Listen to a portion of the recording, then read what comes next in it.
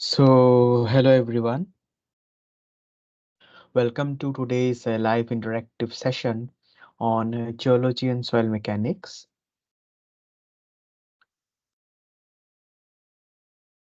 So, this is the third session that we are doing today.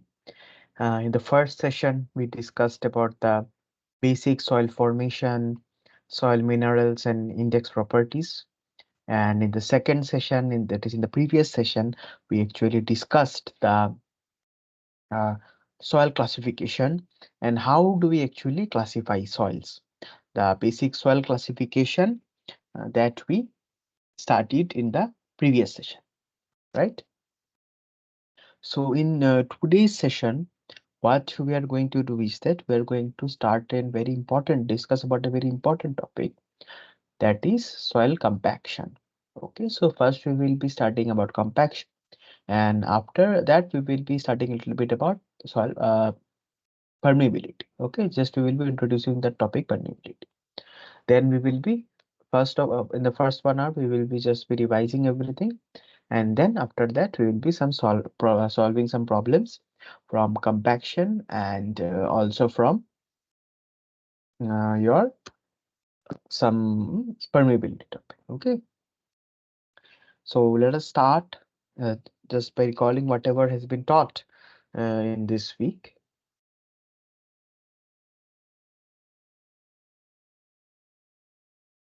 So soil compaction. So why is soil compaction actually needed? Okay, so soil compaction is needed to densify the loose soil. Okay, say you have a loose soil present somewhere. Okay,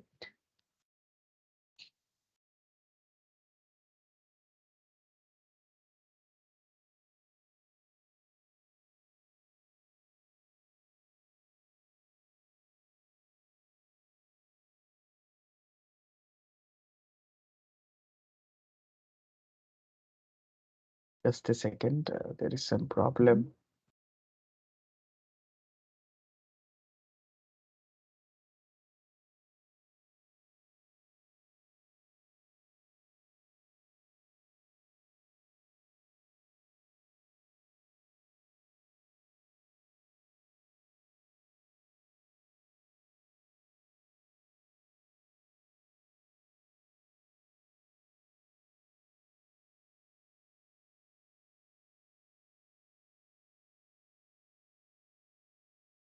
Sorry, there was some interruption over on the internet actually. Sorry, I hope I am audible to you, audible and visible to you. All right. So what we were discussing is that we are basically discussing why soil compaction actually needed. So soil compaction is actually required because say we have a very loose soil. So if we have a loose soil in that place, over that we cannot actually do anything. Okay, if we cannot, this loose soil cannot take any load. Correct. So we need to densify that soil. Right. So to in order to densify that soil, what we need to do is that we need to compact the soil. So basically, where do we need all these things? These things are basically needed in highway construction, construction of embankments, art dams, all these things, right? So there we need to do soil compaction, right? Say what we need to do is that say we have a say we solved some borrow pit problems in the previous class, right? So what we do take soil from the borrow pit say and then place it into somewhere where we need to construct the embankment. So we need to compact that soil to a particular relative density. Right, we need to compact the soil at a particular low density or dry density so that we can have that particular we can construct that embankment. Okay. So say we construct we transport it to somewhere in order to construct this construct an embankment. Okay. So what we actually need to determine is the number of passes of roller. Okay, number of roller is roller you might have seen everywhere, right?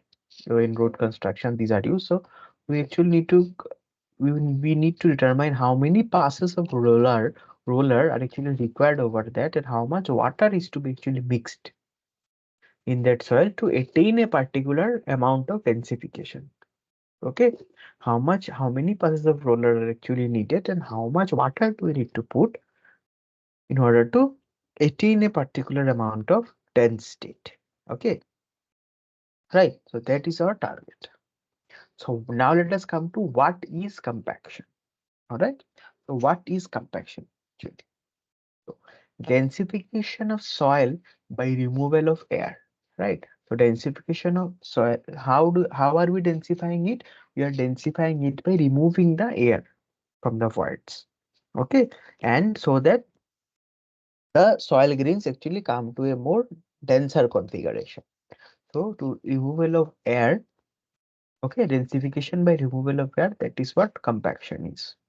This process actually requires some mechanical energy. So you need to put some external mechanical energy in order to densify a soil, in order to remove the air from the soil mass, okay, the soil volume. If you want to remove the air, what we need to do, you need to put some mechanical energy from outside, say by low roller passage, right? By passing roller over it. So by passing roller over as well, what you're doing, you are putting some putting some external mechanical energy, right? So this process requires some mechanical energy. Now, how does this compaction actually takes place? So what happens is that the water initially, so what we do initially is the soil is dry, it won't compact that much. Even if you pass the roller 100 times, it won't compact to that instant. So what we will mix some water with the soil mat. So as we mix some water in the soil mat, what happens that water actually acts as a lubricant. That lubricants, okay, like grease.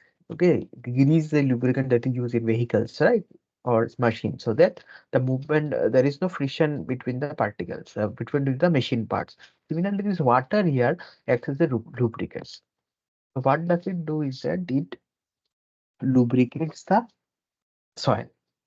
Correct? It lubricates the soil part soil particles. So what happens whenever after lubrication, so we apply water, the water lubricates the soil particles, and after that when we apply this mechanical energy over it, this densifies.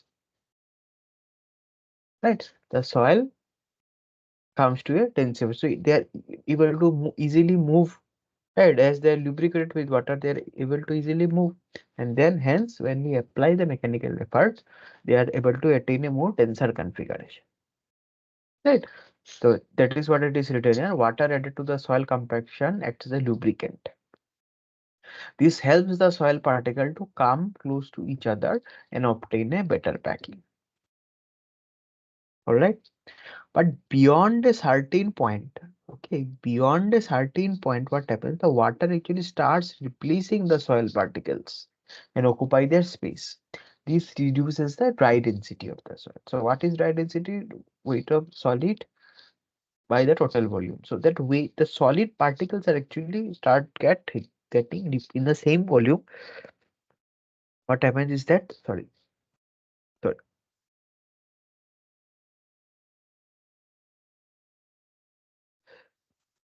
sorry. Yeah, so what happens is that in the same volume, the soil particles, whatever it's there, those soil particles start getting replaced by the water. Okay, occupy the space. So what happens? The weight of water is obviously lesser, and what happens? Water start to occupy that volume. So the dry density actually starts to reduce. Okay, so what we do initially, say we saw, and we plot it like this. So water content and this is the dry density. So initially, as you keep on increasing the water content, keep on pouring more water, it will increase to a certain point. Okay, this point where the density is maximum is known as the maximum dry density, and this water content is known as the optimum moisture content. Okay, but after this point, what happens? If you keep on increasing the water, the density keeps on reducing. Why? Because the water actually starts replacing the soil particles. Okay.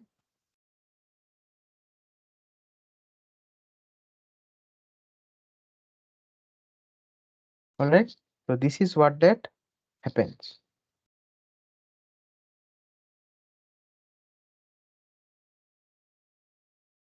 The water content at which the maximum dry unit weight is called the optimum moisture content or OMC. Okay, so we have the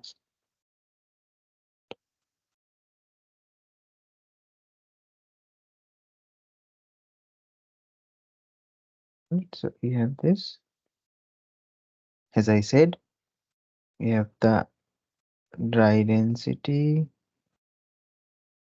we have the water content. So we have a bell curve like this. So this point is the optimum moisture content, and this density is the maximum dry density. So in order to determine this optimum moisture content, we need to do a test known as that standard Proctor test.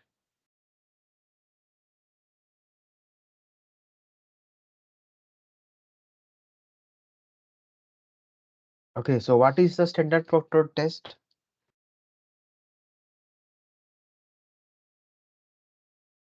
Okay, what is the standard Proctor test? A standard Proctor test, there is a mold.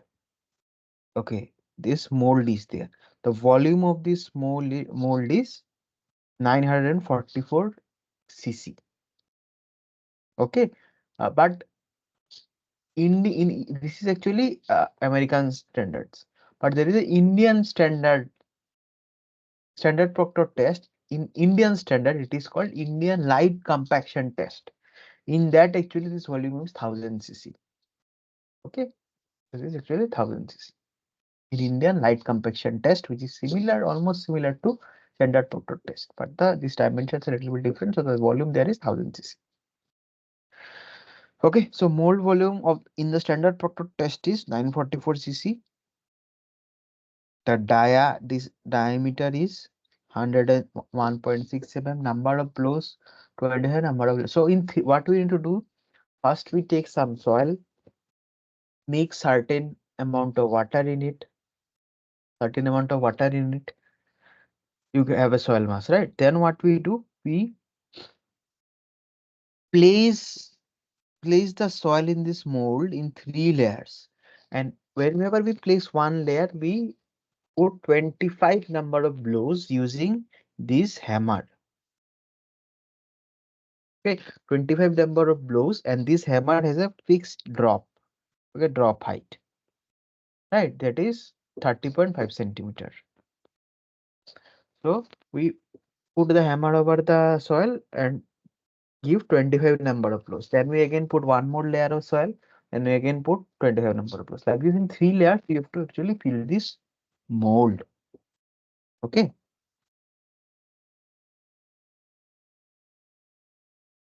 So what will happen? So for each test, the moist unit weight, this gamma we can write this as total weight by V of mold. That is nothing but 944 cc. And what is the weight? Weight is the total amount of soil that you have put, that you already know. Okay, right? So from there you can get the density.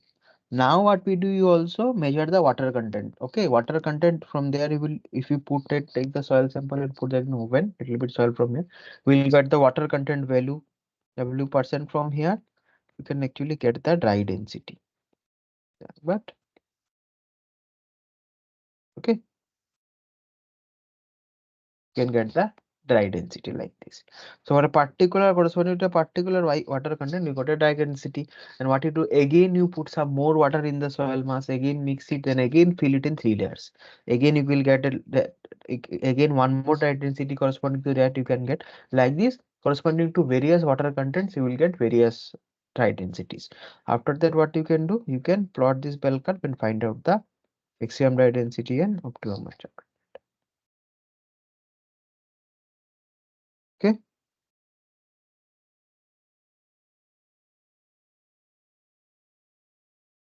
Okay, so that is what it is written here. Find the moist unit weight from volume of mold and the weight of the soil. Moist unit weight of the soil and volume of mold. Can calculate the dry unit weight.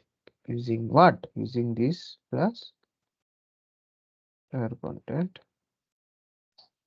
right? Now, for a given moisture content and degree of saturation, the dry unit weight can be represented as this.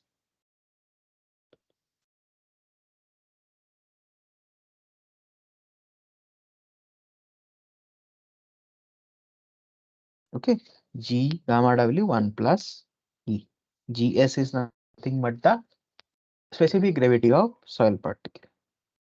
Okay, also we have Se is equal to GSW. So we can write it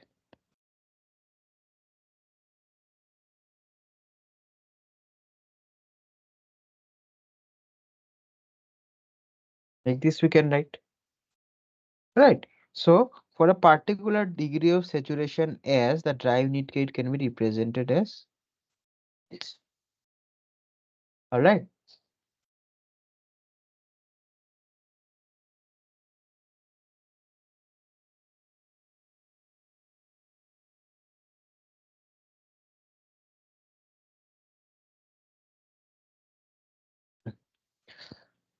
Now for full compaction. Okay, now full theoretically like full compaction, like you have put that much effort that there are not a single void, air void that is present. Okay, right. Here we have the soil solids, then in the voids we have water, and here this is the total void, right? So what you have done is that you have compacted the soil in such a way, you have compacted the soil in such a way that there is not even a little amount of air voids left. Okay, you have completely removed this part. Okay, completely remove this part. So in that case, only the soil solids and water would be present. Right, only the soil solids and the water would be present. That is, all the air bubbles are expelled. So this the volume reduces obviously because you have expelled all the air voids. So in this reduced volume,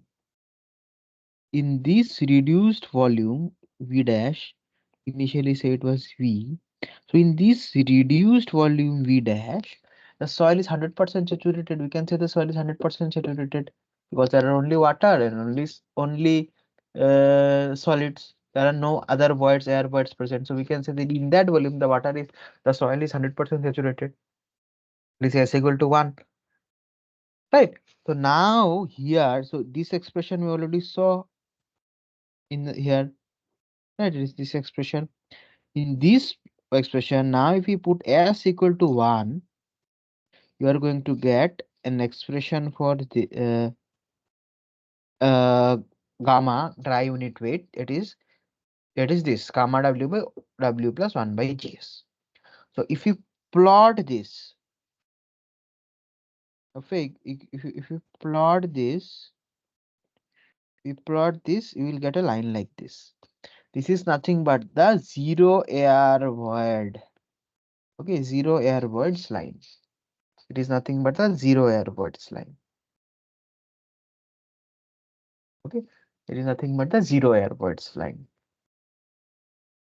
Okay, so this is the theoretical maximum. This is the theoretical maximum uh, dry unit weight that you can obtain at a particular water content. Okay, at a particular water content, that is the maximum dry unit weight that you can obtain. This is a theoretical maximum. Okay, practically, obviously, it's impossible that you compact it such well that in the field such well that there are not a single air body is present. That is practically impossible. Right. That's why I called it that is the theoretical maximum dry unit weight that can be obtained at a particular water content. Okay. That is the zero air weights line. It will touch that we can get from the zero air weight. Right.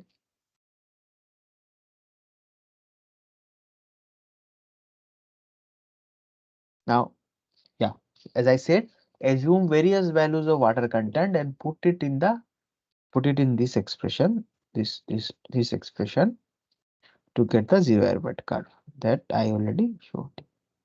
this. The zero element. Now, generally, what happens? Generally, the whatever we obtain the curve is curve. This curve, this this particular curve actually never touches this zero element line. Can never touch. It will be always below that. So if you see here in this particular optimum moisture content, we are getting this much, this much uh, dry density, maximum dry density. But theoretically, if you see the maximum dry density is this much, but we cannot actually attain that practically.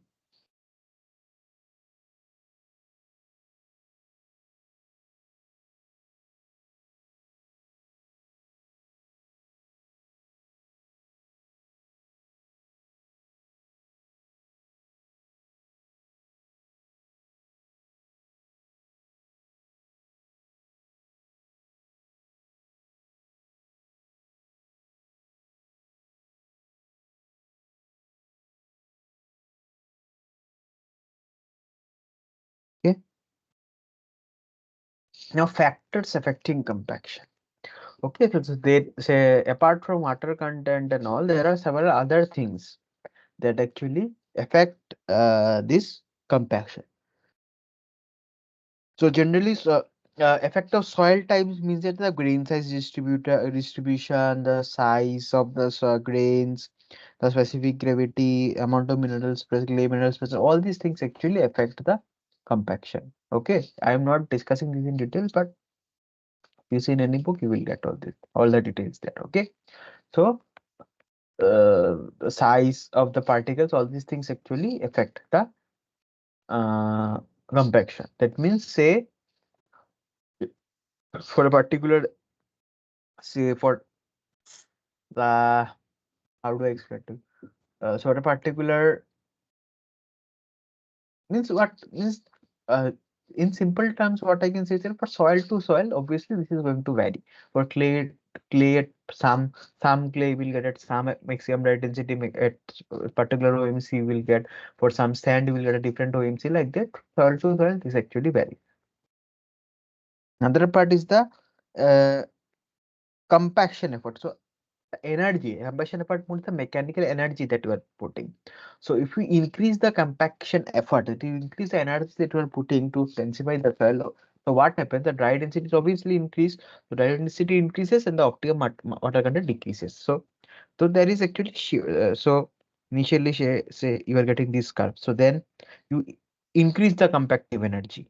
Okay, say you are putting, so initially for this you are putting 3 layers, 25 blows. Now next thing you put 5 layers, 40 blows. And what happens? This curve is going to shift like this here. So the MDT now is going to increase and the water content is going to get lesser. Okay, in that case. So that is how things are. So like this, if you keep on increasing, you will get various curves like this. And if you join all these lines, this you're gonna get a curve known as the line of optimums. The line of optimums will be actually this will be close to the zero error weight line, but it cannot touch. It never touch the zero error weight line. Okay, it will tend to go near the zero error weight line like this. It will go shifts, but it will not touch it.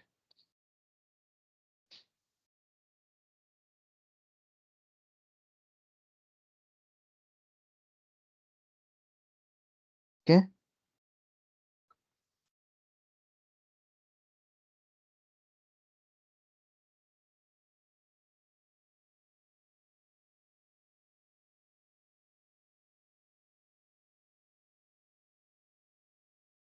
Sorry.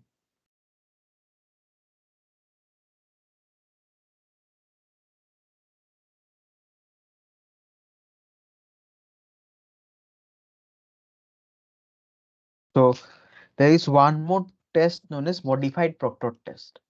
Okay, this modified Proctor test is similar to Indian standard heavy compaction test. Standard Proctor test was similar to Indian standard light compaction test, and this modified Proctor test is similar to Indian standard heavy compaction test. Okay, just give me 1 second.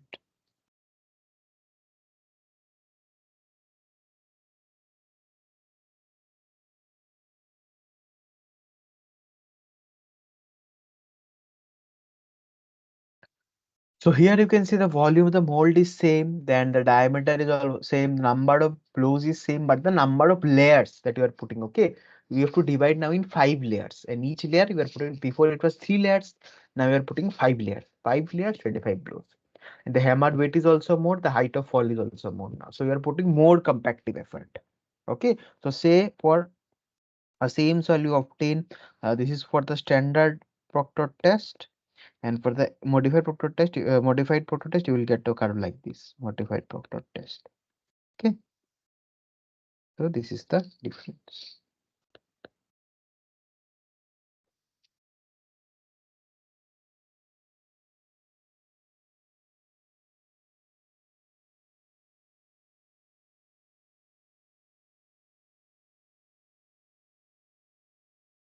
So how do we actually conduct this compaction in the field? In the field, when we construct some embankment or something like that. So how are we to actually do this? In the field, how will we actually do this compaction? Okay, so for that purpose, we need nothing but the rollers. So you might have seen rollers everywhere, right? So for that purpose, what we need is that we need rollers. Okay, so so there are various types of rollers. So first is the smooth wheel rollers, is the most common type of roller that you might have seen in the road. So how where are smooth wheel rollers? Smooth wheel rollers are generally uh, used for finishing operations, both sandy or clay soil. For finishing operations, so just to give plain finish. That purpose is smooth wheel rollers are used. Now pneumatic rubber tired rollers. These are more different type of rollers. These are used. Okay, so what happens? These rollers actually have a kneading action. So these can actually be also used for clay soil. Kneading action even so these have a kneading action. So kneading action means what? Meaning say this dough, this flour dough that we make in order to prepare the bread. Okay, for that you knead it, right? Knead it with hand, you pour some knead. So that kneading action is provided by this pneumatic type of roller.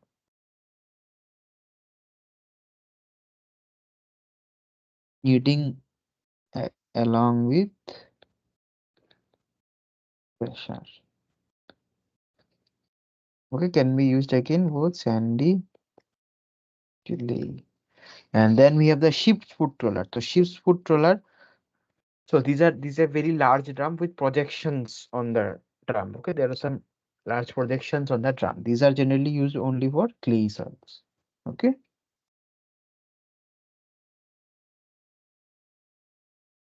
Then we have vibratory rollers. These actually vibrate. Okay. The vibration from vibration, obviously, you can think that from for what these are going to be used. So these are generally used for sandy soils. Vibratory rollers.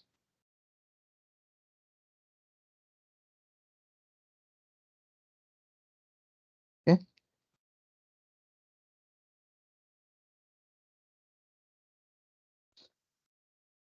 Okay.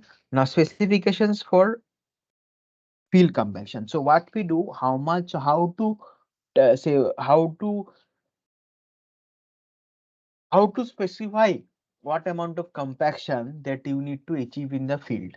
Okay, how to you need to, so you do to take the soil from the field, you test it, you find the maximum dry density in the ONC, you find that, and then use, generally it is suggested that 90 to 95% of the maximum dry density that you have obtained in the lab, that should be actually determined, that should be actually attained in the field condition. So you do the Proctor test, you determine the maximum dry density, and then you specify that 90 to 95% of this dry density is to be achieved in the field.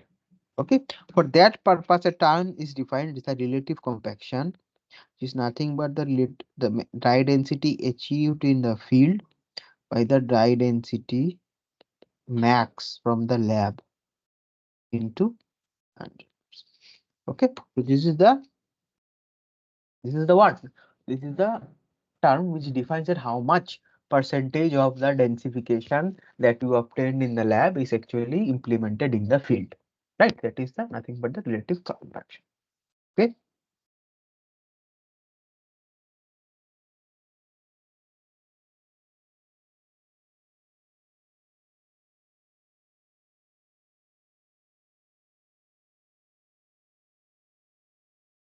So for granular soil, the amount of compaction. So you see, just say you have this purely sandy soil. Okay, in that case, what you do, you specify the amount of compaction in terms of relative density. Relative density, you know, the relative density what? Density E max minus E mean, sorry, E nat natural by E max minus E mean to 100. So this is a relative density. So generally, we specify how much compaction is needed in terms of relative density. Say 90% relative density we need to achieve. Like this, we specify for for particularly for completely sandy soils. Okay. Now this gamma d dry that you are saying, this dry unit weight, that dry density that you are doing in the field, that you need to measure, right? How will you check that you are achieving the dry unit weight that you have specified? So there are various methods in using which you can measure the dry density in the field. So some of the measure methods are actually mentioned here: sandcone method, rubber bell method, nuclear method. So we won't discuss everything in detail. Just the sandcone method we are just going to see a little bit. Okay. So in the sandcone method, so you can see here we have the sandcone device. Okay, so you have you have the sandcone device where there is a jar. Okay, where there is a jar, and the top we have a cone. All right. The sand cone device consists of a glass or a plastic jar with a metal cone attached to it. So this is the jar and this is the cone. Okay. So combined weight of jar plus cone plus sand. You fill this jar with sand first, then you can take the combined weight. Right. The weight of the jar, weight of the cone, weight of the sand that you know we can measure. Right. That will be W1. Then what we do, we make a small hole in the field. Okay. We just a small hole like this size hole, not big, the size of this cone. That size hole actually we make in the field. And how do we make the hole? We make by obviously by excavating the soil out of it. Okay, so we make a hole, and what we do, we take the total weight. So when in order to make the hole, what we need to do, obviously we need to take the soil out from that ground, right? So that soil, whatever, how much you, that should not be wasted, that should be correctly kept there.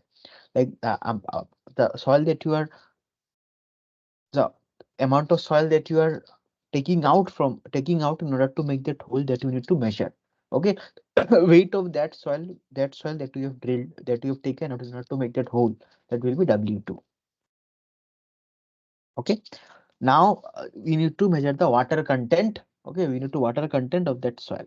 Okay, from there what can we get? We can get the dry, okay, dry weight of the soil. How to get the dry weight of the soil? W2 by 1 plus W by 100. So this is the water content. Okay, from there you can get the dry weight of that soil. Done.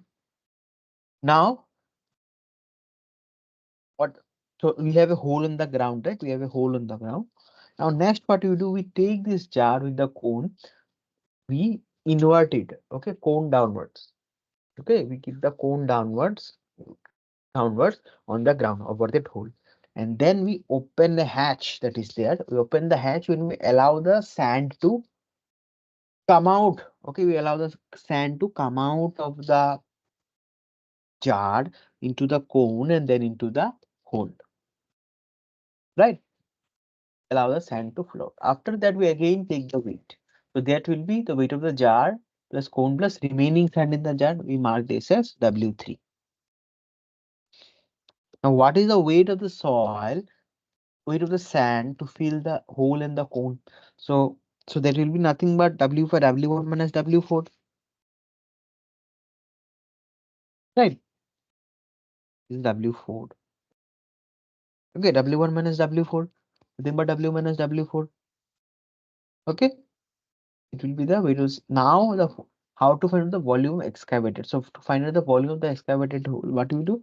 W5 minus the volume of sand that comes in the cone. Weight of sand that comes in the cone, that you minus divided by the dry weight. That will give the volume of the excavated hole. Okay, now you know the volume, you know the dry weight. So W3, this uh, what to say? This dry unit weight can be nothing but W3 by V. This will give you the dry unit weight. This is nothing but the what? What is this? This is nothing but the in situ dry density of the that place, of the soil in that place. Correct? So this is the central model. So you can refer to this video. Here the this method is actually sand jar method is actually explained properly. Right?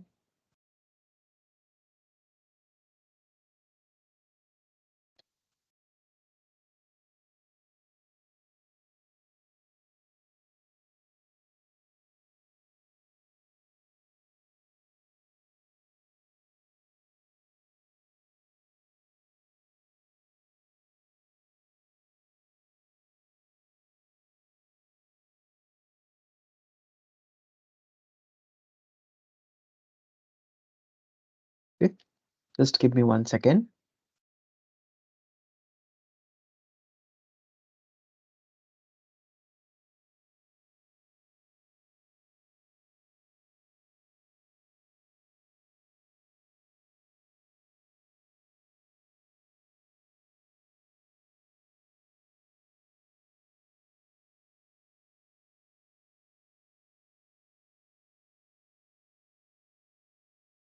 Yeah. So this was all about compaction. So I hope that is clear to you. If there are any doubts, you can ask me anytime. All right. So we'll be solving problems obviously. So compaction is very simple, nothing but densification of the soil by removal of air. That is what compaction is. There are various methods to compact the soil. Okay. And the technicalities also we discussed. What are the technicalities that we need to maintain in order to compact the soil? That also we discussed. Right. So we will solve the problems after some time. So at that time, everything will be much clearer to you. Okay.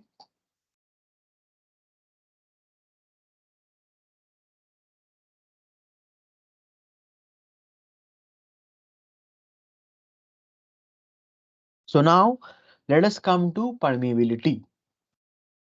So what is permeability? What is permeability? So soil has voids, right? So we know now we are very clear that soil is void. There are soil particles, and between the soil particles there are voids. Right. Now water flows through the interconnected voids. So obviously, if you take soil and if you pour water over it, so water is going to flow through it. Right. That is how whenever it rains over the ground, water actually what gets soaked up. Water gets soaked up in the ground. Right. How does that happen? That happens due to the property known as permeability. So the soil, the interconnected voids in the soil actually allow water to pass through it.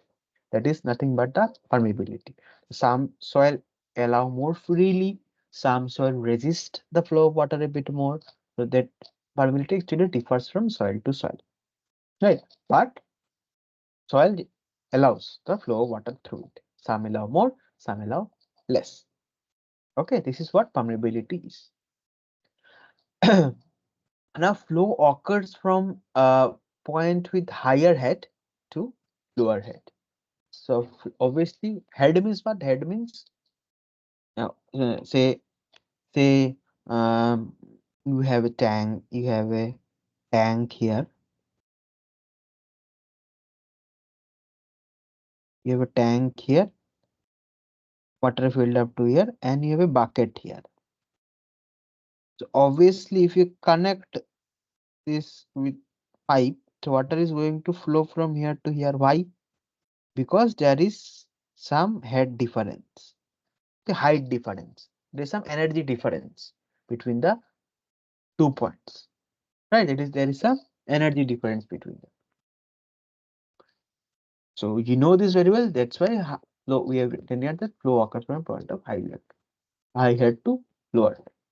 And during the flow, there is loss of head because loss of energy because water is flowing. So whenever water flows from higher head to lower head is head loss. There is some head loss, right? There is some head loss in that way. So now we define a term known as hydraulic gradient I, which is nothing but the head loss divided by the length of flow. Okay, head loss divided by the length of flow. This is nothing but hydraulic gradient.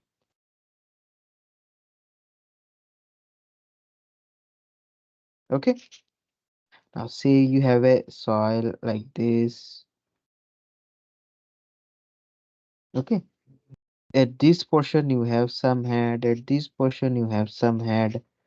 Okay, the head difference, uh, there is some head difference, see, h between this and there is some head difference between these 2 points, and this flow actually occurs in this path L.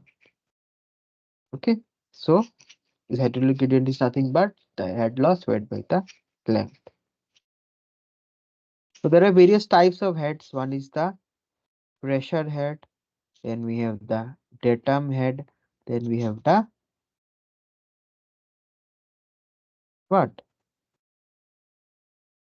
Generally in static case we have these two heads. So this will be equal to the total pressure head and the datum head. This will be equal to the total. Okay.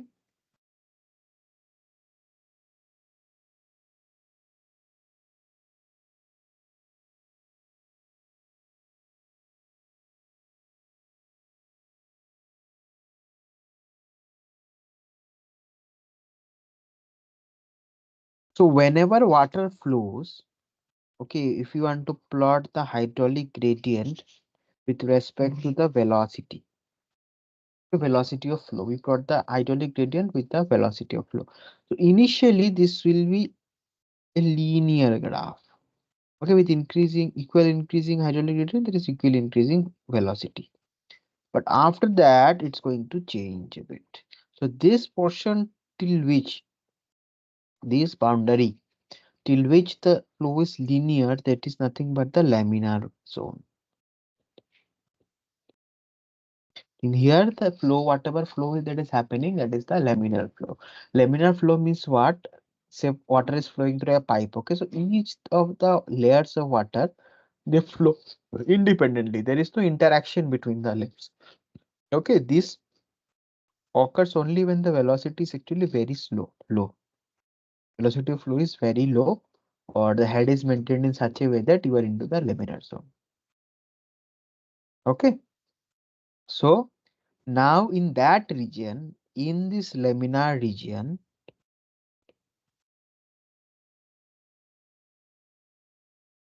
obviously we can write that the velocity is proportional to the I, directly proportional to the gradient, right? Velocity is proportional to the gradient. That is P is equal to K into I. This K is the proportionality constant, which is nothing but the coefficient of permeability. So this K is nothing but the coefficient of permeability. And this coefficient of permeability actually changes from material to material. That is from soil type to soil type. All right. Okay. So this coefficient of permeability K is also known as hydraulic conductivity. All right.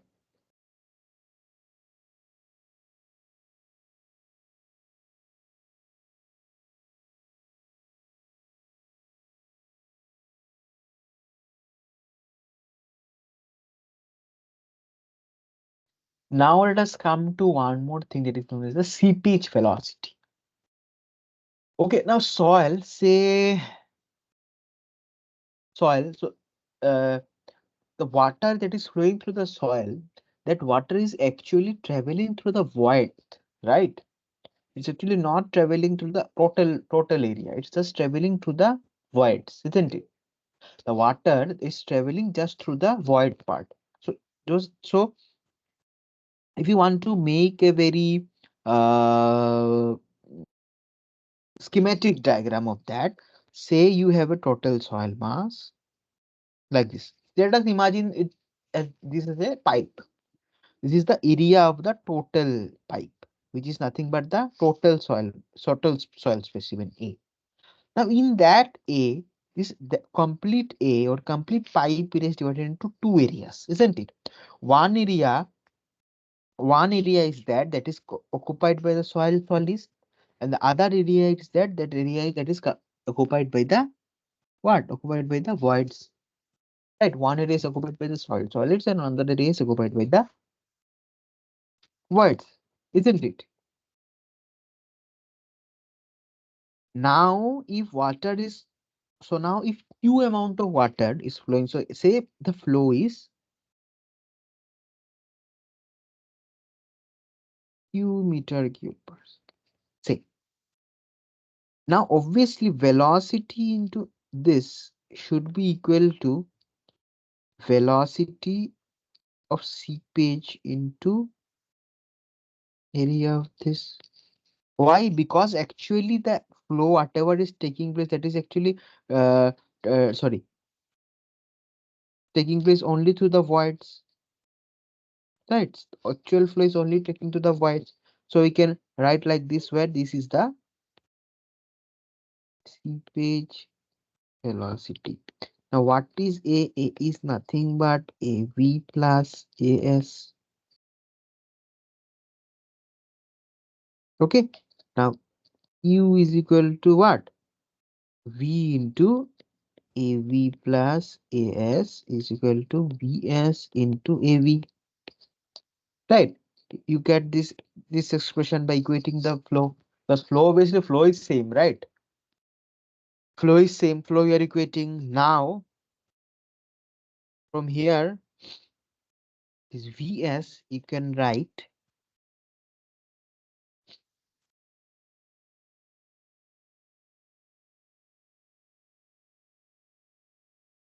isn't it?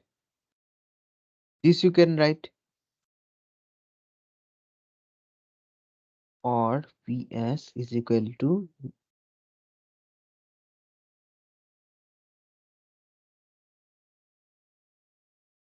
V into plus volume of, where is the volume of solids by volume of water by solids. This we can write, isn't it? This we can write. So this area, these areas that we are changing to volume. Okay, area, say just by multiplying unit height, say unit depth, say by multiplying that area we can change it to volume, right? So this we can get. So this is nothing but Vs. What is V by V? V by is nothing but void ratio. 1 plus E by E implies Vs is nothing but V by N. N is what? N is the porosity. So Vs, the seepage velocity, nothing but the V by N. N is the porosity. Now N is obviously less than 1. Obviously N is always less than 1. That means what? That means Vs is always greater than V. Seepage velocity is always greater than the normal superficial velocity that we take, V. Okay, so we will solve some problems, that time it will be clear. Okay, how these things are actually changing. So this part I hope that is clear to you. So equate the flow, obviously same amount of flow is taking place. Okay, right? So then we equate everything, we change the areas in terms of volume, then we get this expression.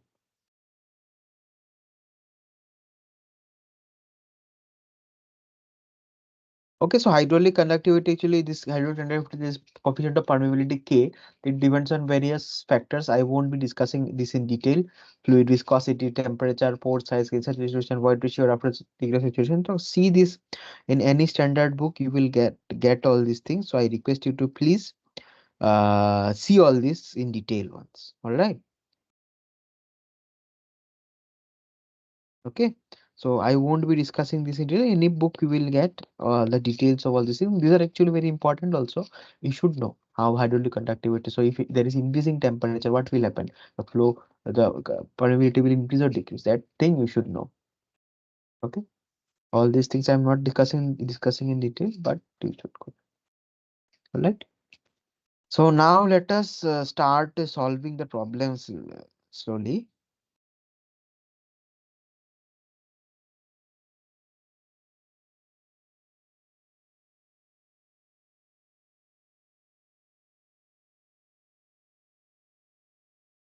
Just a second. So some problems we are going to solve from compaction, and then some problems we are going to solve from the other part, that is nothing but uh, your mm, this permeability part. Okay, and the last I will give you one homework, so I request you to please solve that also. Okay.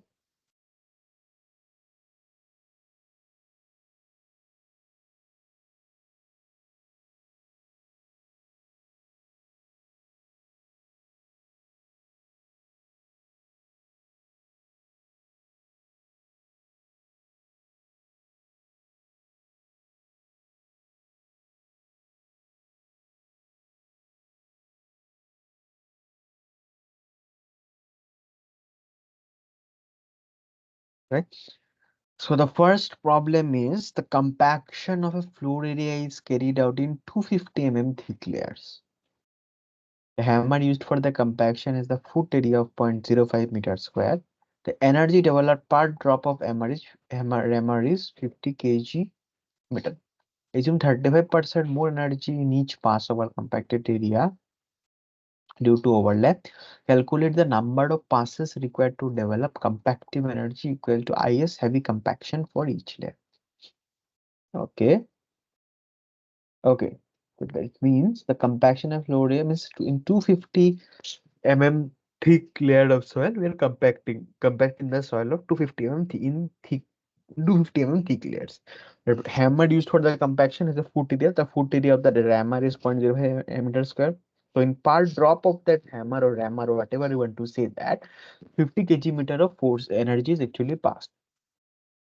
Now 35% more energy in each pass over the material. Okay, it overlaps some more. So we need to find out the number of passes required to develop compactive energy equivalent to Indian standard heavy compaction for each layer.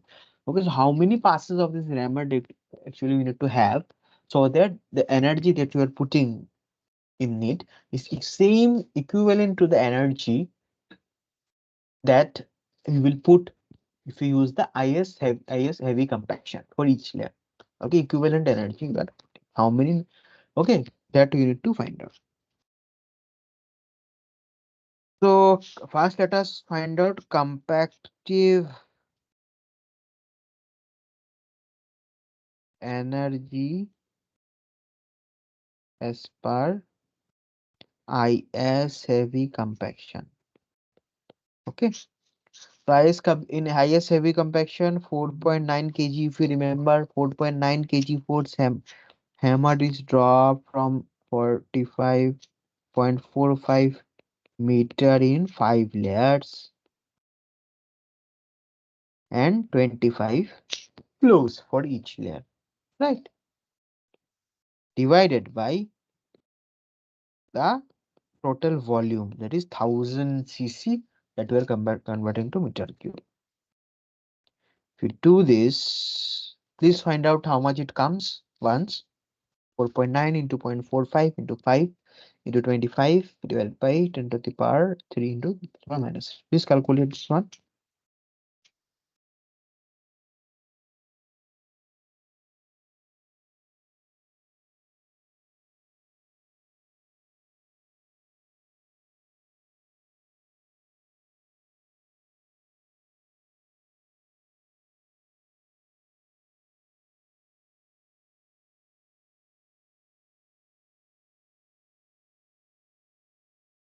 So how much is it coming? Should come as 2756 2.5 kg force meter per ton. Okay, this much compactive energy actually you are putting when you are putting on a soil mass. Okay, soil mass whenever you are doing uh, whenever you are actually doing IS heavy compaction. Okay, this much compactive effort you are actually putting. Okay, whenever you are doing IS heavy compaction. Now let us see how much compactive effort are you putting if you are using that rammer and the whatever this is given in the question. This process if you are using. Okay.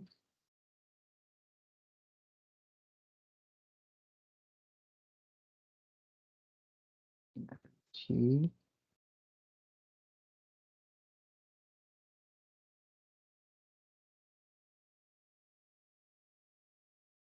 rammer. It is nothing but 50 divided by how much?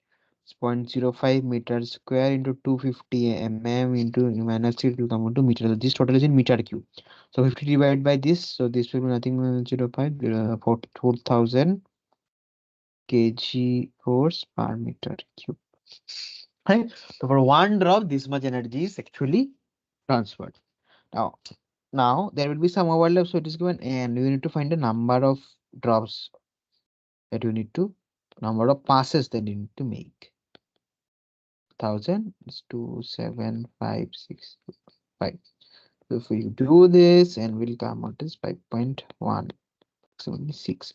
So 6 passes are actually required in order to obtain as much energy, as much compactive effort that you would have put if you will do the IS heavy compaction.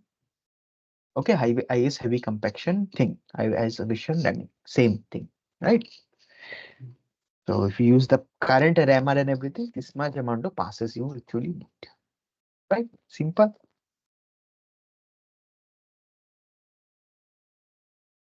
Now let's come to the next problem. So the following results were obtained from an Indian standard light compaction test. Light compaction test, as I said, it is similar to the standard Proctor test, but the volumes and the heights are a little bit different. So for example, the volume in the standard Proctor test is 944 cc, but the volume in the IS light compaction test is 1000 cc. Okay. Now, the following results were obtained from a IS light compaction test on sample of soil. Okay, the water content you are getting, you did the soil, as I said, we discussed. Okay, what will you do? You need the mass of soil, you mix water, you put it in layers, measure the volume, you find the water content, you get the mass of the moist soil, everything you get, right? So in doing that, what you do? For various water content, you will get different amount of mass of moist soil that actually comes in the mold, right? For different water content, the amount of soil that you are able to put, it is able to occupy your 1000 cc mold will be going to be different. But that mass is actually given here. So water is given, the mass of moist soil is given in terms of kg. These two data you have. What we need to do? We need to plot the compaction curve, obtain the optimum moisture content, obtain the maximum dye density, calculate the degree of saturation and the theoretical maximum dye density. Okay, all this we need to do. Okay, one more thing that is given in the question, the GS. So the soil particles, the specific gravity is 2.68. Okay, is given. All right.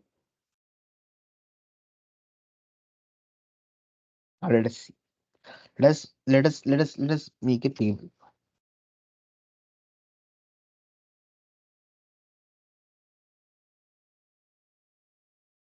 So first is the water content. Water content, let us write down.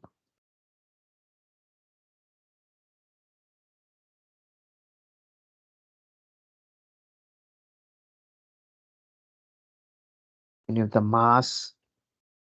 So mass in kg. So mass in kg If I convert it to gram,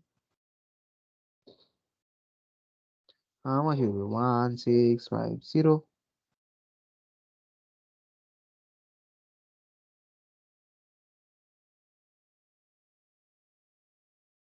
Like from kg, I just converted it to grams.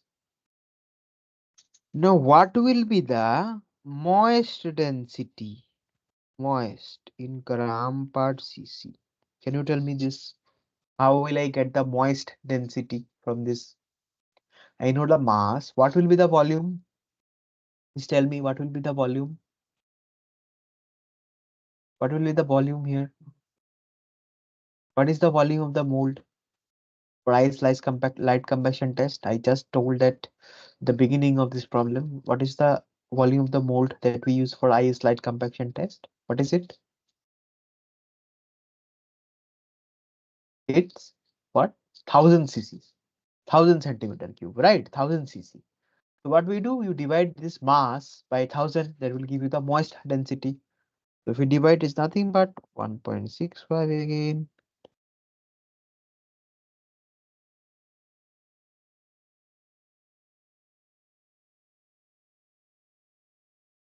Right? Done, isn't it? Done. Let's demarcate this portion. Now, next thing that we need to do, we need to find the dry density. To find the dry density. So what is the formula or the relation? Can you recall what is the relation for the dry density? Please try to recall once. What was the relation between the moist density and dry density? Can you recall? Please try to recall.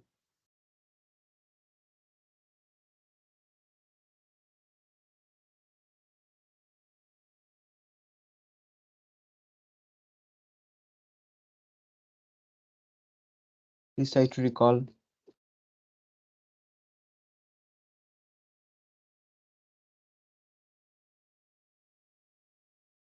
Please try to recall what was it? It was nothing but RD equal to gamma moist 1 plus water content. So just put the water, the moist, the moist humidity, the moist density, you know the water content, you can get the dry densities, isn't it? You can get the dry density. Take the calculator.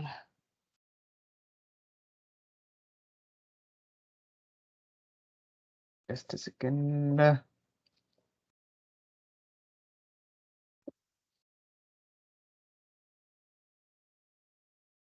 Yeah, I got the calculator. So let us calculate together.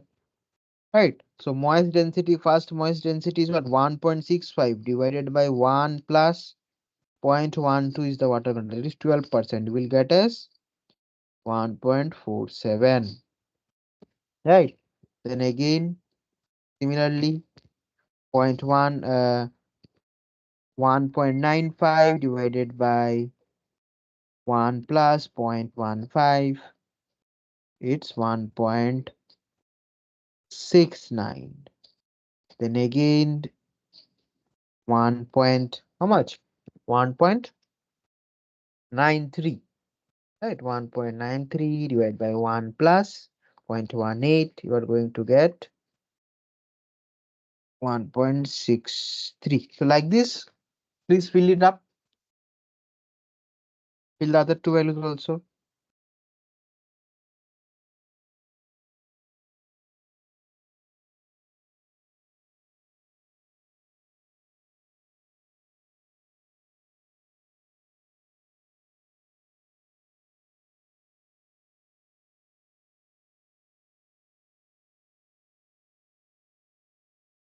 So the next will be 1.57. Then you're going to have 1.5.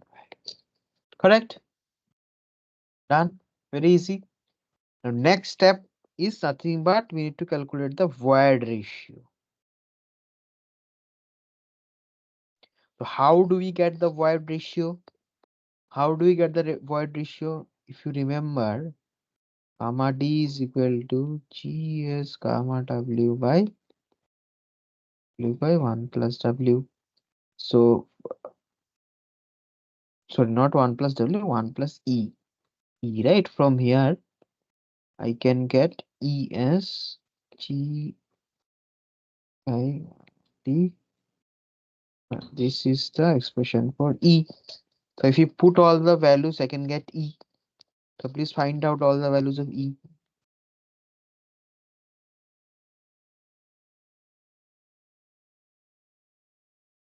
G values is given here 2.68. Use this 2.68. Then gamma is sigma W, rho W means density. In terms of gram per cc is 1. So 2.68 into 1 divided by 1.47 minus 1. That will give you the first value. Please find out 2.68 into 1 divided by 1.47 minus 1. Think about 0.82.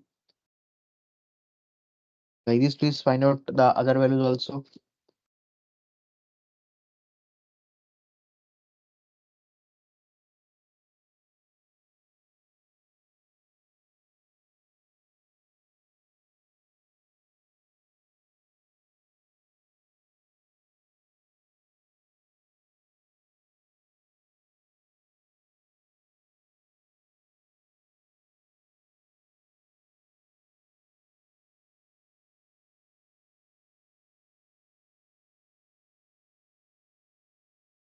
Please calculate. Please calculate, very easy, right? Please calculate.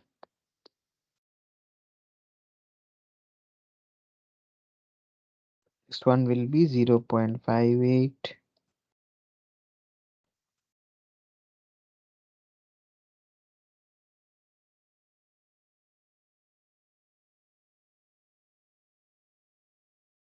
Okay. Next, you want to calculate the degree of saturation. So how do you calculate the degree of saturation? We know as C is equal to Wg. So S is nothing but Wg by E. So do this. You know W, water content, you know G, you put E, you also calculate E. So just put those values. First one I will do it for you. 0.12 into 2.68 divided by 0.82. Nothing but 0.39. 39. Like this, please calculate all the other values also. Next one will be what? 0.15 into 2.68 divided by 0.58.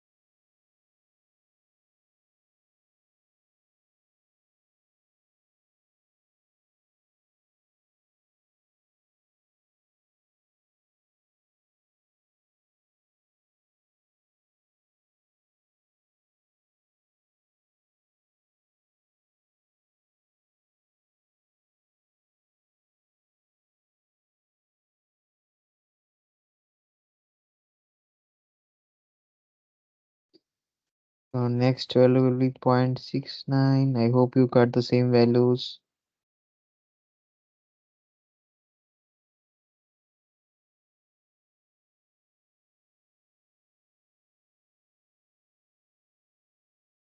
We can see the what as we increase the water content, obviously the degree of saturation is also increasing, isn't it? Okay. The last thing that we need to find out is the theoretical maximum dry density. So what was that? So what is the dry density?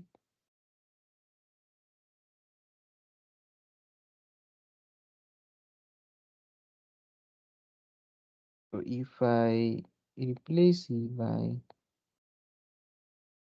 Wg, so this is going to give you the theoretical maximum dry density. G gamma W by 1 plus Wg. Okay. So just similarly, how to do this? Same, just put the values. 2.6 into 1 plus 1.12 into 68. 2.6. 2.03. First one will be 2.03. Similarly, just calculate other values also.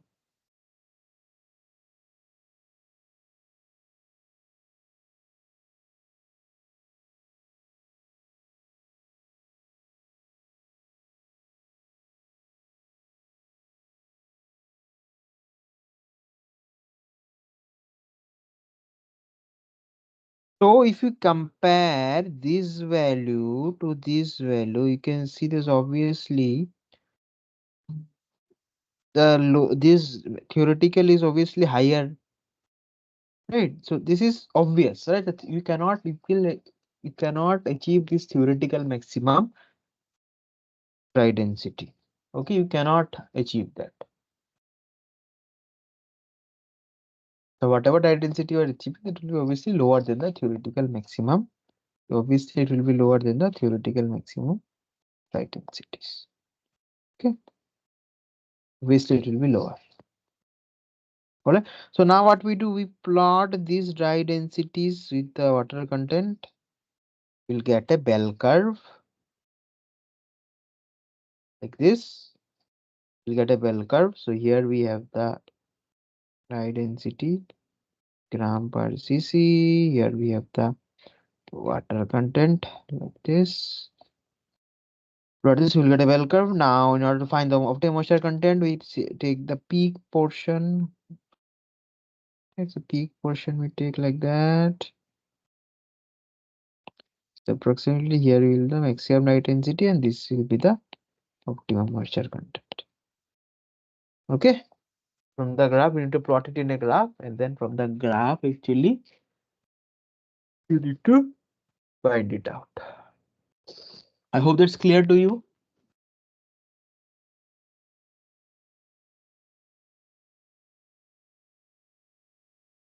So now a similar problem. The following results are obtained from a standard compaction test on sample soil. Water content is given, bulk unit weight is given, plot the compaction curve, obtain OMC, MDT, calculate the degree of saturation, MDT, plot zero airports line. So, uh, so see, bulk unit water weight. So directly I will write everything here. Okay. So dry density is what? How to find out dry density? How to find out dry density?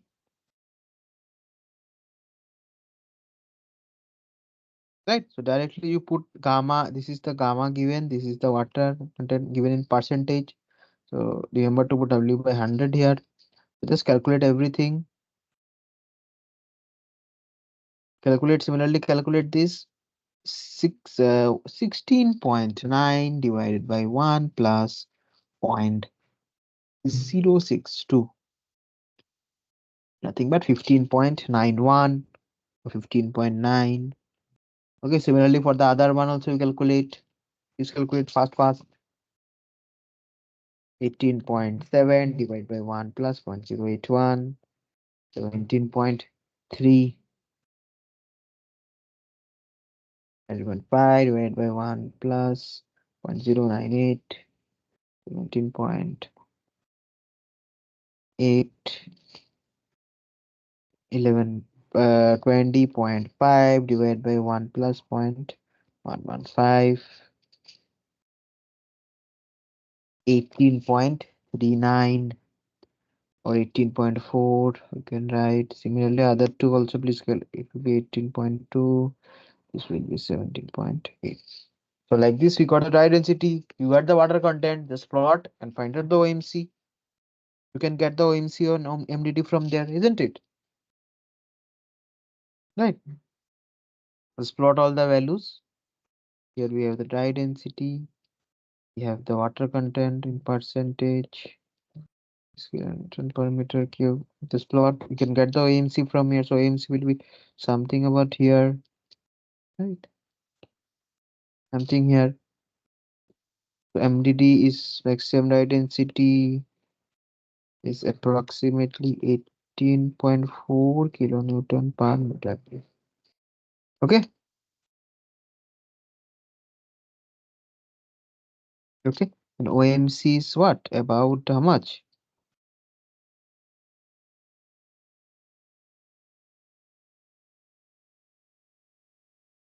How much is it?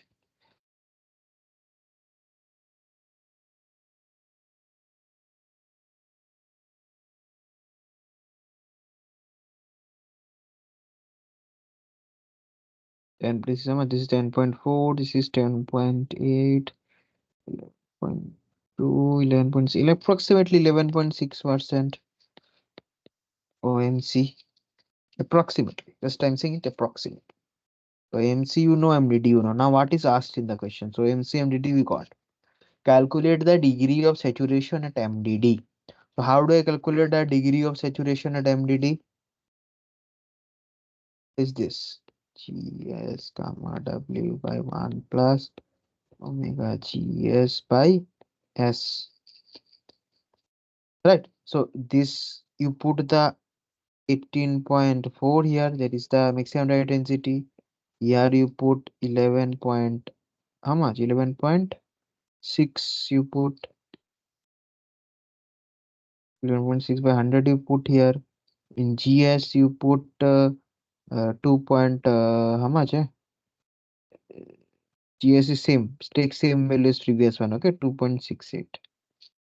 GS equal to 2.68 you take, you put 9.81 here, then you find out S from this. Okay, this will be nothing but the degree of saturation at the maximum density. Now, how to plot the zero error void line? What is the expression for zero error void line? This, right? So you change the you keep on taking various water content values, and you just find out that gamma t, and then you plot the line. So this will be the zero error void line. Okay, so like this you can do it.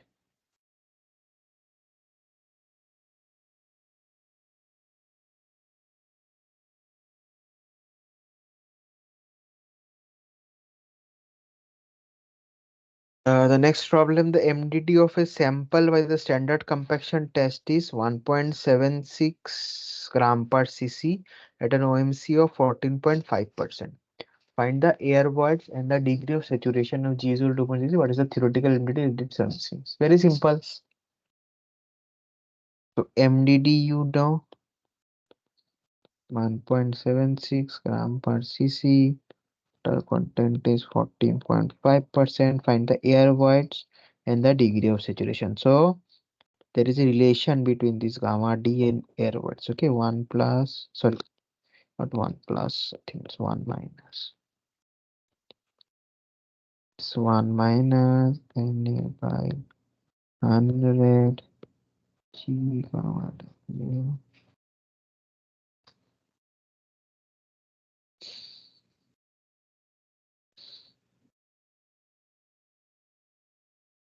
So you put 1.76, 1 minus Na by 100 to 2.68 into 1 divided by 1.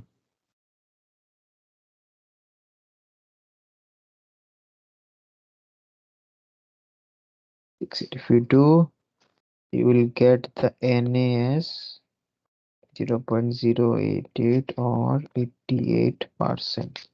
This is the percentage air words. All right. Now we need to find out the degree of what? Uh, Saturation. The degree of saturation S. How to find out? Similar to whatever you did here, you can get that. Right? How to get S?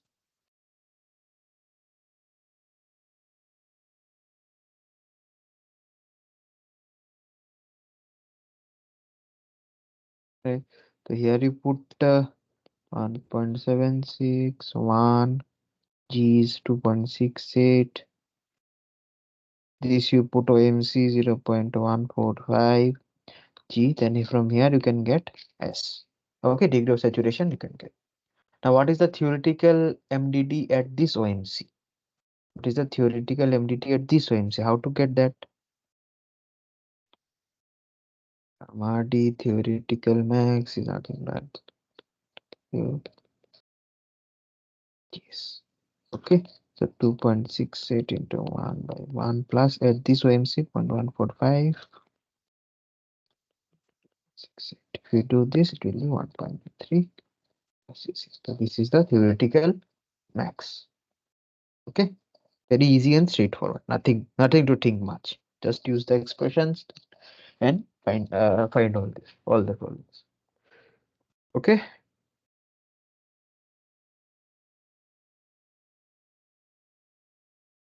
let us go to a next problem. This is very interesting problem. As per compaction specification of a highway field has to be compacted to 90% of Indian standard light compaction test identity. So we need to construct a highway field, and the specified what whatever is specified is that 90% of the compaction of the Indian standard light compaction test identity, that identity you need to obtain in the field. Okay, 90% of whatever you obtained by using the Indian standard light compaction test in the lab, 90% of that value you need to obtain in the field. A borrow pit available near the project site has a dry density of 1.78 gram per cc at 100% compaction and a void ratio of 0.63. Okay, compute the volume of borrow material that material needed to construct a highway field of height 5 meters and length 1.5 meters with a side slope of 1.2. So this is like highway field is like this, right? Trapezoidal. This time doing the cross section. The top is how much? The top is 10.5 meters. Okay. Height is how much? 5 meters. Okay. The length is this direction. Actually, this direction is uh, uh 1.5, not meter. This should be kilometers. Okay, this is 1.5 kilometers. Okay, 1.5 kilometers. Like, and this way it is 1.5 kilometers. And this is given as 1:2. Okay, side slope. Side slope is given as 1:2. So from this 1:2 slide slope, I can get uh,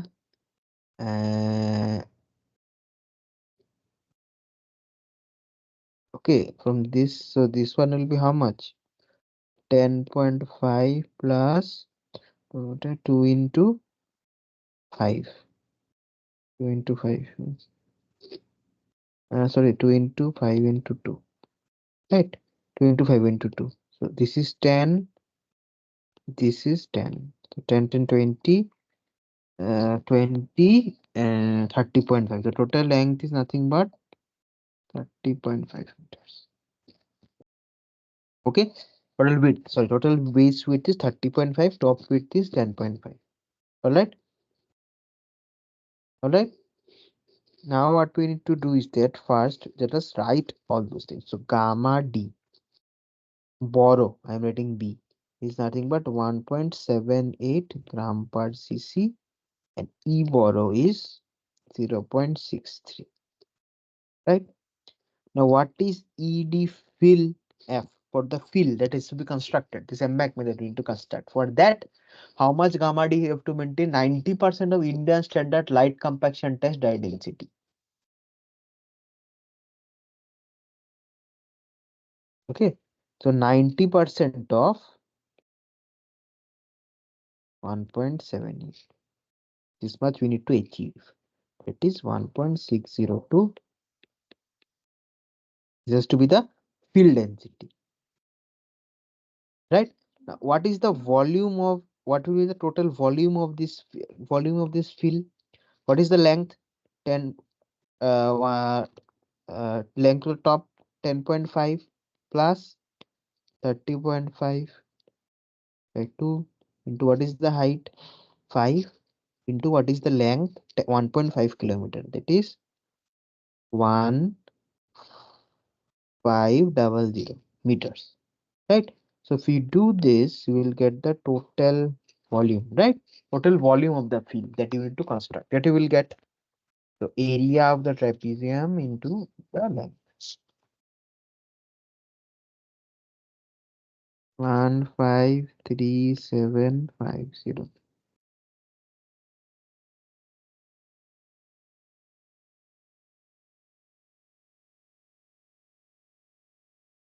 Right? So we get this volume.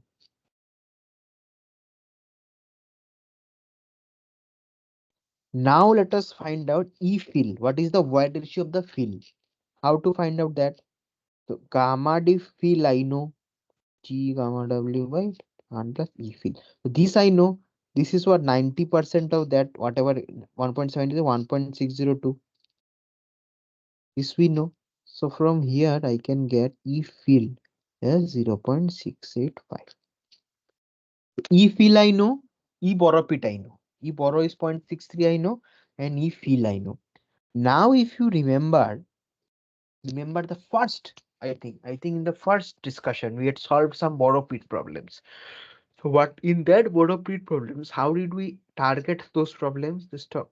How did we start solving that problem? That the main part of the problem that we need to target is that here in the borrow pit, what we need to do is that the volume of solids, right? The volume of solids are actually constant.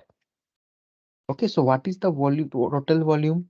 Total volume is nothing but volume of solids into 1 plant voice ratio. So this volume of solids in borrow pit and volume of solids that are carried in the field that can be equated. Volume of solids are actually constant. But the total volume of the soil that you have to carry that will change. So that only you have to find out. So we can write this volume of borrow by 1 plus E borrow equal to volume of fill by 1 plus E fill. Right, because we're equate the volume of solids are same in that both the cases. Now volume of borrow nothing but 1 plus E borrow by 1 plus E fill in volume of fill. Just put all the values here 1.6365 into 153,750. You will get the value as 57480 meter cube. So this answers the questions, right? Compute the volume of borrow material needed to construct. So this much amount of borrow material we need to carry from the borrow pit to the site in order to construct a field. All right. This is how we need to solve this. So this is how actually things are given in the site. So this much dye density, this much percentage of this dye density we need to take actually do.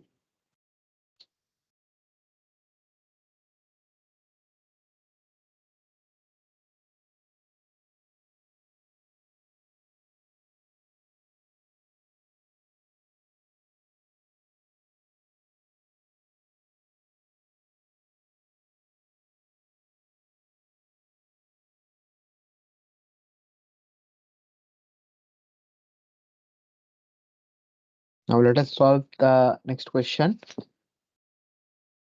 In Indian light standard light compaction test, bulk unit weight of soil sample was found to be 18 kilograms per meter cube at a moisture content of 13%. Okay, determine the degree of saturation, additional moisture content required for full saturation, and maximum theoretical dry density. Okay, so first what we can do is that let us find determine the degree. We need to determine the degree of saturation. Right, we need to determine the degree of saturation. So what is this bulk unit weight?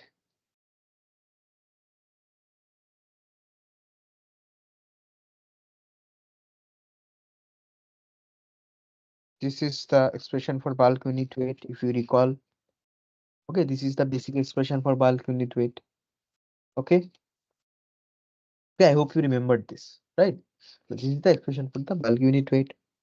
Now SC, I can SC equal to GW, so G I can take common, so I can write this. This also I can write WG by S. Right. So now let me put the values. This is 18, 68, 1 plus 3. 1 plus 0.13 into 2.68 is into 1. So if you solve this, you will get SS. Just solve. Let us see how much is it coming. I'm also doing, we also do.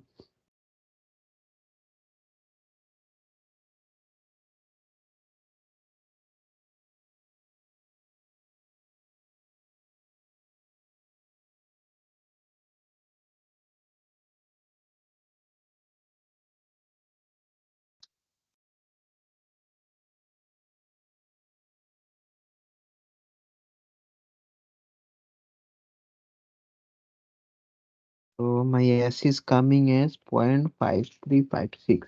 That is 53.56%. This is the degree of saturation. Now the question is additional moisture content required for full saturation.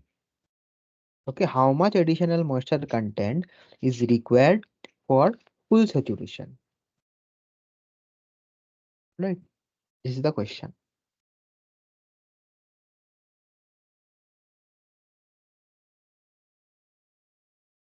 For that, what we do, let us first determine the void ratio.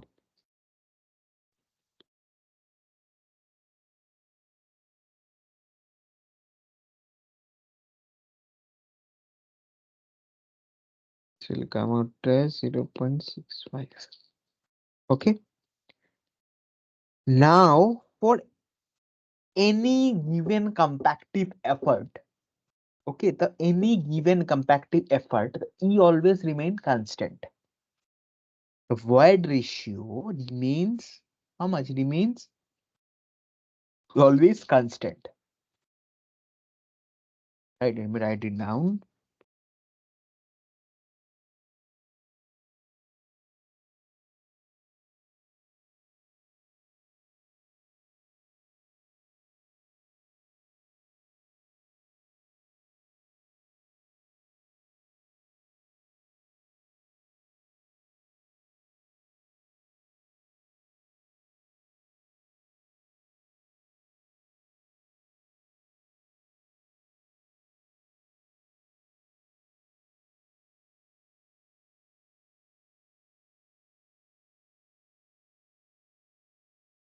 Now, AC is equal to WG, you know this. Now, for complete saturation means S equal to 1. So 1 into 0.65 into 2.68.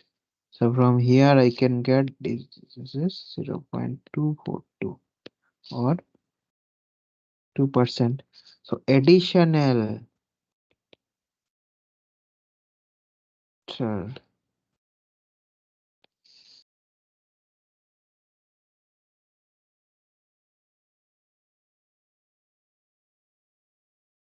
content delta W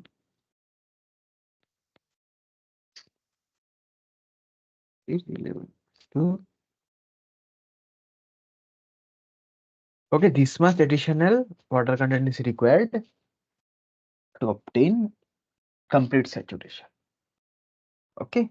Even if you obtain complete saturation, don't think that you are achieving the zero air void line. No, no, no. The void ratio, remember, your void ratio remains constant. Okay. Just think about this problems a little bit more, then everything will be clear. Whatever you are doing now, after that, just think a bit. Think technically, whatever, how, think about the basic diagram, okay? Wires, solid, water, solids, that diagram, basic unit diagram, unit cell diagram. Think about that. Think whatever, what you are actually doing here. Okay, just don't go anything blindly. Just think everything, whatever step by step, whatever you are doing. Okay.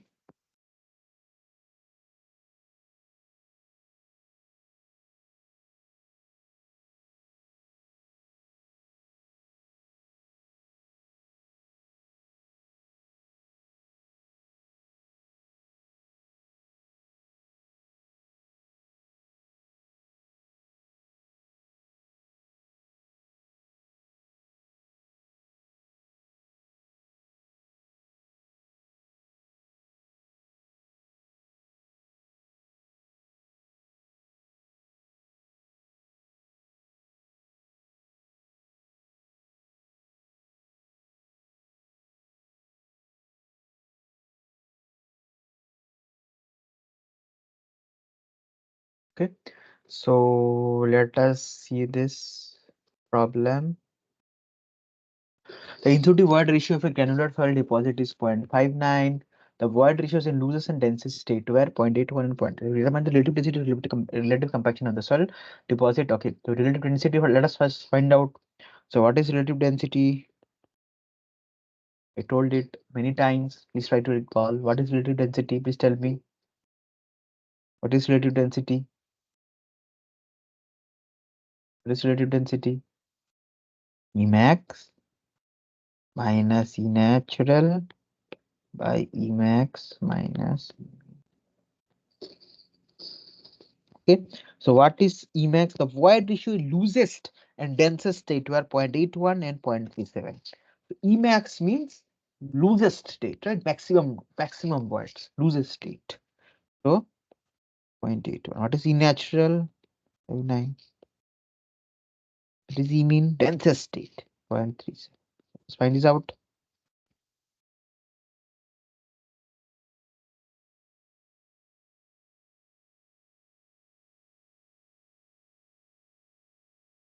Maybe 0.5, that is 50%. This is the relative density. Determine the relative density and let the relative density you found out. Right. Now what we need to do, you need to determine this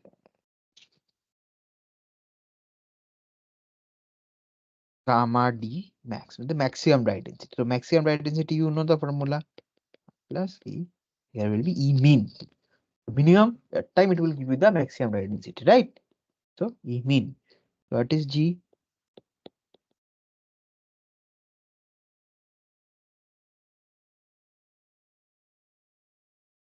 This will come out as 19.33.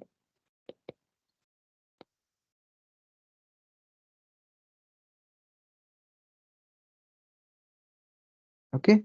This is the maximum dry density. And what is the dry density in field? Same as here, 0.59. If you do this, done. Therefore, what is the relative compaction?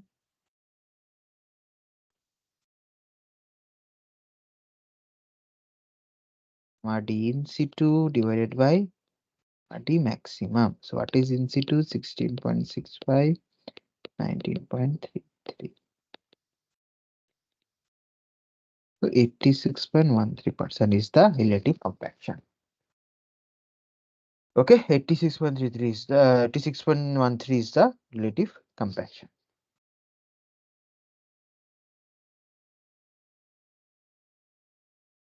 Now we will be solving three problems. Okay, three very simple problems from our second topic, that is the permeability.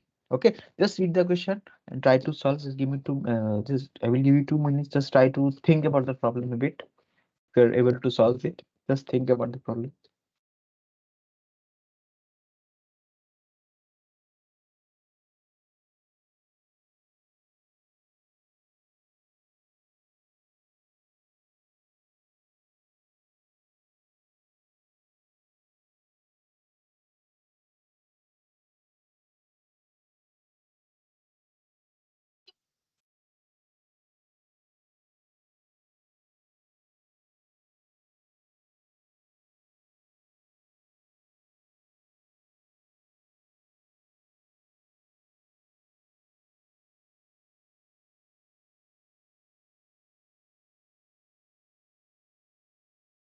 Okay, try to solve the problem.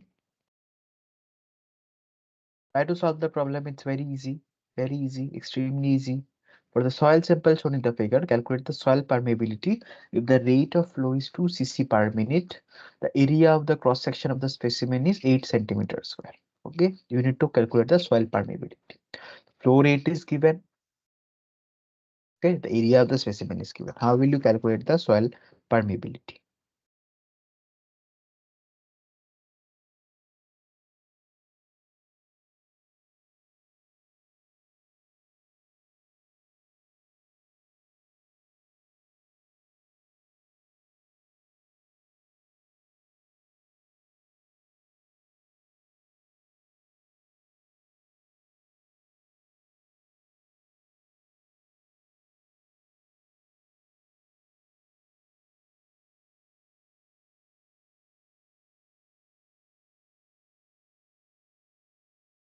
C.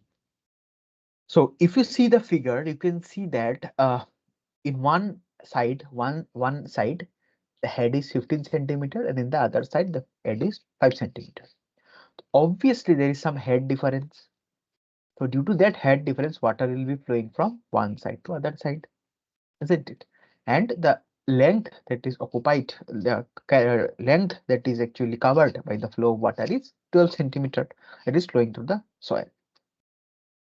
Now rate of flow. The rate of flow is given as 2 cc. It's 2 centimeter cube per minute. And the cross-sectional area of the specimen is given at 8 centimeters square. Now, what is flow? Flow is nothing but velocity into area, isn't it? The cross-sectional area into the velocity, that gives us the flow rate. Okay, that gives us the flow rate.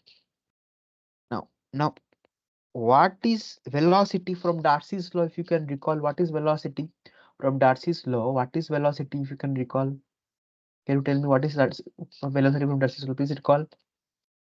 What is velocity? Velocity is k into I, right? K into I. That is nothing but permeability into the head difference. That is velocity into the area. Now I put here 2k. I need to find out what is I. It is nothing but the head loss. Head loss divided by the length of flow. That is the hydraulic gradient. I is nothing but the hydraulic gradient. Head loss divided by the length of flow. So what is the hydraulic gradient? 15 minus 5 divided by 12 into the area 8. Now, if I do change the sides, I can easily find the permeability. K, isn't it? Please find it out.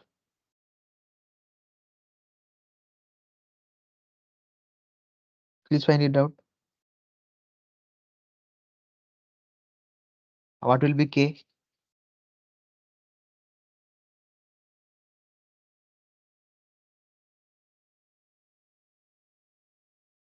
Is 0.3. Now 0.3, let me ask you, what is the unit? What will be the unit of K? Please tell me what is the unit of K?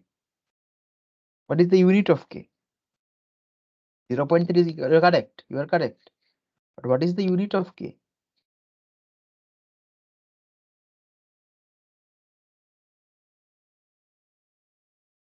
What is the unit of K? The unit of K is nothing but what? Centimeter per minute. Okay, here the unit is centimeter per minute. So please don't make mistakes in the unit. This is very, very important. The unit should be properly done. Should be properly written. Okay, if you don't write the unit properly, then what's the use? Just the value, no use. Please write the unit very, very properly. Right? Units are very, very important. Nothing but cm per minute in this case. Okay. Now let us come to the next problem. Find the coefficient of permeability of a soil sample which has a height of 6 centimeter and the cross-sectional area of 50 square centimeters. Okay, 50 centimeters square. Water equal to 450 ml passes down through the soil sample in 10 minutes under an effective constant height of 40 centimeter. The overnight weight of the sample is 495 grams. Calculate the seepage velocity if GS is 2. So we need to calculate the seepage velocity in this case. Okay, we need to calculate the seepage velocity.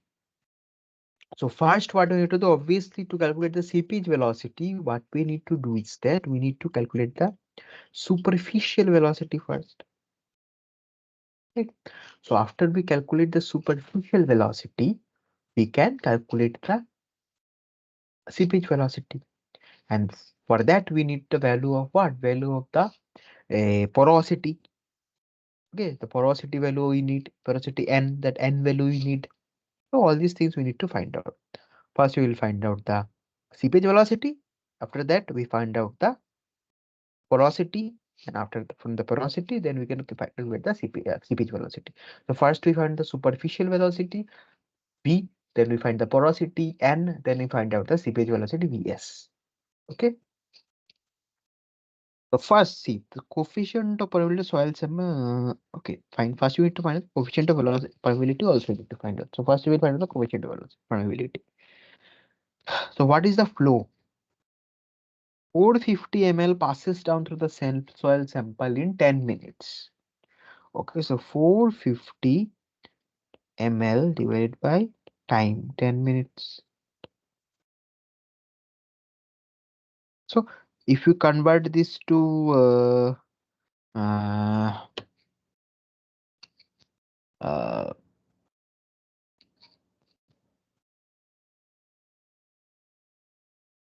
just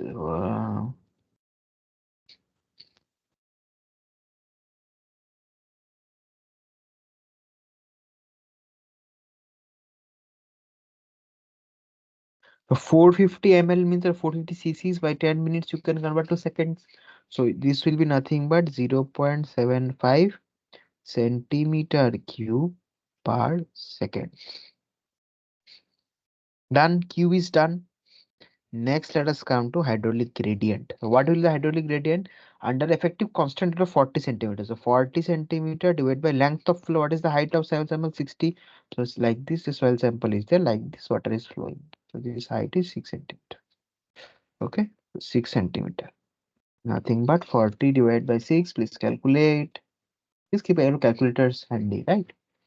6.67. Okay, no unit. Hydraulic gradient. Does hydraulic gradient have any unit? Does I have any unit? No, right? I is I, no unit. So 6.67. Now K. K is what? We had a permeability. K, Q is equal to KIA. So KI can write it Q by IA. Right? Right? Q is equal to KIA from here. K is equal to Q by IA. So Q is 0.75. I is 6.67. And area, how much is the area? 50 centimeters square. 50. So please do this. Come out as 2.25 into 10 to the power minus 3. What is the unit? Previously it was cm per minute. Now it will be what? Cm per seconds. Right. It will be cm per seconds. And so K we have found out. Next is, okay, next in order to find the seepage velocity, we need to find the superficial velocity, that is V. So what is the superficial velocity V? Equal to K into I. Right. So 2.25 into 10 to the power minus 3 into 6.67. But 0.015 centimeter per second. Done. Now next target is to calculate what? Calculate the porosity. So if we calculate the porosity, we will be able to calculate what? If we calculate porosity, we will be able to calculate our seepage velocity. So porosity we need to calculate. For that, what we do for so we can use this dry oven, right? So the unit weight we can use in order to determine this. So what is the weight of the oven right sample? So dry unit weight, right? So I unit is dry weight by volume. So what is dry weight? 495 grams. What is the volume? Please tell me the volume now. See, cross-sectional area is given.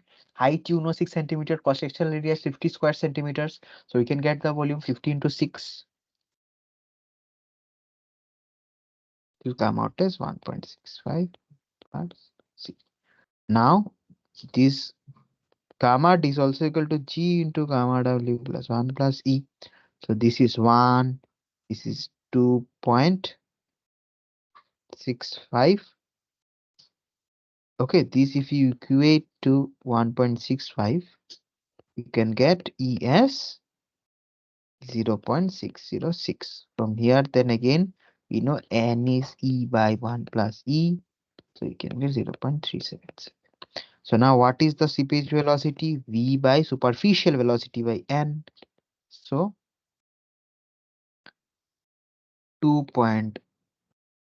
Sorry, not 2 point, 0.015 divided by 0.377 That is 0.039 centimeter per second is my seepage velocity. Okay, done. Very simple. Very simple. I hope this is clear to you. Now let us come to the next. So for each of the cases 1 and 2, say 1 and 2, case 1 and case 2 given in the figure below, determine the pressure head, elevation head, and total head at the entry point, at the exit point, and A point, the A point that is marked. What are the superficial and seepage velocities of the flow? So you need to, so what I will do is that I will solve you case 1 for you, and this case 2 will be homework for you. Okay. So please do this homework. This case 2 will be homework for you. Case 1, I will solve it for you now. Right? Let us see. So this problem can be easily solved by making a table. So first what I will write is that elevation point name. Okay. Then I will write just the name. Then I will the elevation head, pressure head, total head, and the head loss. Okay. So what are the points? So first point is this one, then this level, this level, and then I will write this level. Okay. So elevation first is 10, elevation point, then 6, then second elevation point is 0 elevation point, and A elevation point. You see there's the point names. Okay, here's the point names. Then let us come to the elevation head. So just fix a datum. Let me fix the 0 as the datum point, datum level. So from that datum level, I am measuring all the height. That will give me the elevation head. The elevation head at this point 10 is 10 meters. At 6 is 6 meters. At 2 is 2 meters. At 0 is 0 meters. And at A point, it is 3 meters. So elevation head I got. Now comes the pressure head. So pressure head at 10 is 0. Obviously, above that nothing is there, so 0. At 6, the pressure head is what? 4. Right. So for this one, total head will be how much? 10 elevation blood pressure is 10 plus 0, 10.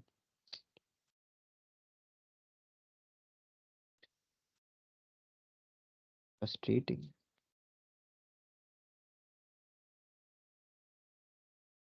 Just a second. Huh?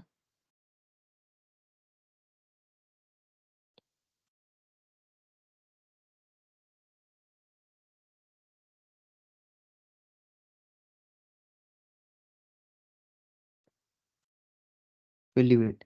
So 10, 10, 10. So head loss is 0. Now next 6, for 6 elevation head is 6. Pressure head is 4. Total head is 10. Head loss is 0. Now let us come to the 2 level. At 2 level, at this level, we are assuming that all the head will be lost while the water flows through the soil. Okay, all the head will be lost here in this level through the as the water flows through the soil, all the head will be lost at the point 2. So total head loss I am writing here as 10. What is the elevation head? Here elevation is 2. That elevation is 2. So pressure head should obviously be -2, so that the total head becomes 0 and the head loss becomes 10. Total head is lost. We are considering total head is lost here. Right? Let us come to 0 point. 0 point elevation is 0. Right? Head loss is what? 10. Same 10. 10 total head is 0. This will be also 0, obviously. Done. Done. Now let us come to A. Now for A, elevation at I know. But how to get the head loss at A? How to get the head loss at point A?